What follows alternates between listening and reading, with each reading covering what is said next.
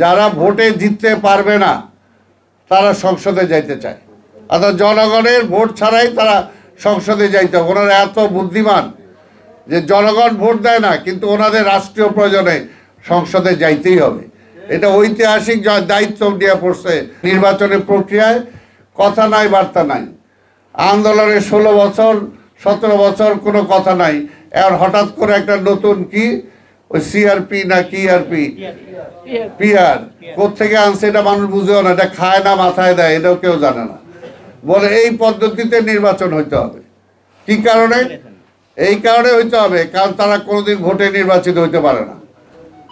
তারা কোনোদিন ভোটে নির্বাচিত হইতে পারে না। কারা দাবি করতেছে? কারা দাবি করতেছে দেখেন, তারা এই পর্যন্ত এককভাবে জাতীয় সংসদ নির্বাচনে কে কয়টা সিট পাইছে, আর তাদের কথাই নাকি শুনতে হবে, নাইলে সংস্কার হইল না, নাইলে সংস্কার হইল না। ওনাদের কথাই শুনতে হবে। আমরা কি তাহলে বাইশে আইছি নাকি? বিএনপি এই দেশের প্রতিষ্ঠিত দল, এতবার ক্ষমতায় ছিল এবং ইনশাল্লাহ জনগণের ভোটে আবার ক্ষমতায় যাবে। সেই বিএনপির কথার দাম নাই। বিএনপির সাথে জোটে যারা আছে বলে নাকি খালি বিএনপি একাই চায়। তো এই যে আমাদের যে বললো দাদা এই মুহূর্তে, উনি তো বিএনপি করে না, তা আরও তো রাজনৈতিক দল আছে, তারা তো বিএনপি করে না। এর জন্য বলবো যারা পরিষ্কার, যারা ভোটে জিততে পারবে না তারা সংসদে যাইতে চায়, অর্থাৎ জনগণের ভোট ছাড়াই তারা সংসদে যাইতে হবে। ওনারা এত বুদ্ধিমান যে জনগণ ভোট দেয় না, কিন্তু ওনাদের রাষ্ট্রীয় প্রয়োজনে সংসদে যাইতেই হবে। এটা ঐতিহাসিক দায়িত্ব দিয়ে পড়ছে আজকে মনে করেন উপদেষ্টারা বা অন্যরা। তাই কাজেই তাদেরকে বলবো ওই পথে যায় না। হ্যাঁ যাইতে চান তাহলে পরিষ্কার আপনারা ওই দাবিটা নিয়ে নির্বাচনে আসেন যে আমরা যে পিআর না টিআর আমরা এটা চাই, আর আমরা বলবো যে আমরা এই পদ্ধতিতে নির্বাচন চাই।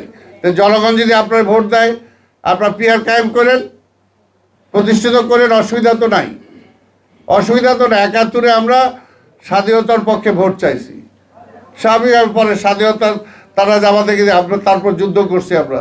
তা এখনও যদি পারেন আপনারা করেন, আপনাদের পক্ষে জনগণ রায় দিলে তো কোনো অসুবিধা নাই, কিন্তু আপনারা তো জনগণের প্রতিনিধিত্ব করেন না। কে কখন প্রতিনিধিত্ব করছেন, কোথায় করছেন বলেন? আর যারা প্রতিনিধিত্ব করে যে দল, বাংলাদেশের সর্ববৃহত্তম রাজনৈতিক দল বিএনপি, তার কোনো দাম নাই। ওনারা বললো ওইটাই মানতে হবে।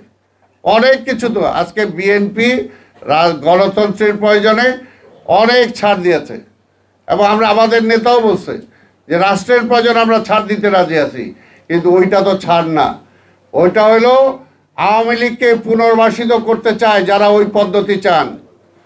কারণ আওয়ামী লীগ আজকে নিষিদ্ধ, কিন্তু আওয়ামী লীগের জোটে যে সমস্ত রাজনৈতিক দলগুলো ছিল তারা তো নিষিদ্ধ না। তা আওয়ামী লীগ যদি তার জোটে যে কোনো একটা দলের ব্যানারে বলে ভোট দিয়া একটা কিছু করা, যে উল্টাপাল্টা লাগানোর জন্য, তাহলে কি ওইটাকে আপনারা তাকেই সমর্থন করতেছেন? অর্থাৎ আওয়ামী লীগ বেনামে যাতে অংশগ্রহণ করতে পারে সেটার জন্যই আপনারা এই পদ্ধতি চান।